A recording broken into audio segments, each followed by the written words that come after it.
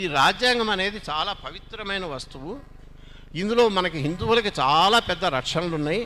ఈ రక్షణలు రాకుండా ఇగో ఈ పార్టీ వాడు, ఆ పార్టీ వాడు, ఈ కాంగ్రెస్ వాడు వచ్చి అడ్డం కొట్టారు. కాబట్టి ఏ నరేంద్ర మోడీ లాంటి వాడు కనుక వచ్చేసాడంటే మొత్తం ప్రాబ్లం అంతా అయిపోయి హిందువులందరికీ హిందూ రాజ్యం వస్తుంది అని ఒక భ్రమ. ఈ భ్రమంలో ఏమైందంటే మనము ఈ సంగతి గుర్తించాలి. మన రాజ్యాంగంలో సుప్రీంకోర్టు 50 ఏళ్ల కింద ఒక తీర్పు చెప్పింది, స్పష్టంగా చెప్పింది.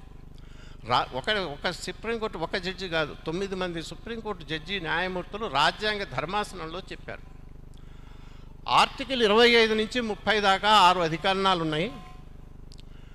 ఇవన్నీ ఫ్రీడమ్ ఆఫ్ రిలీజియన్, మత స్వాతంత్రానికి సంబంధించి 6 అధికరణాలు ఉన్నాయి.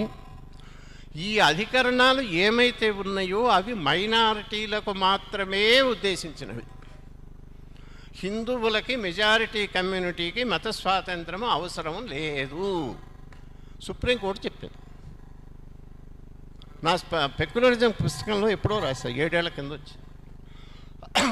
వాళ్ళు ఎందుకు చెప్పారో తెలుసా? ఆ కింద వివరణ కూడా ఇచ్చారు. సుప్రీంకోర్టుకే మన మీద కోపం వచ్చి కాదు.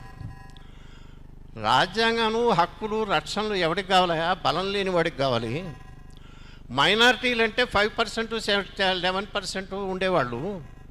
పాపం వాళ్ళకి ఇగోనయా మీకు ఈ హక్కులు ఉంటాయని చెప్పాలి. కానీ 100కి 75-80 మందిలో హిందువులకి ఎందుకయా రాజ్యాంగంలో రక్షణలు ఎందుకు? వాళ్ళు ఏదైనా కావాలంటే గవర్నమెంట్ మెడలు ఉంచి పని చేయించుకోగలరు. వాళ్ళు చెప్పినట్టే గవర్నమెంట్ నడుస్తుంది కదా. ఏ పార్టీనైనా వాళ్ళు కనుసైగ చేసి శాసించి తెచ్చుకోగలరు. కాబట్టి వాళ్ళకి ప్రత్యేకంగా రాజ్యాంగంలో ఎందుకు అని 50 ఏళ్ల కింద సుప్రీంకోర్టు చెప్పింది.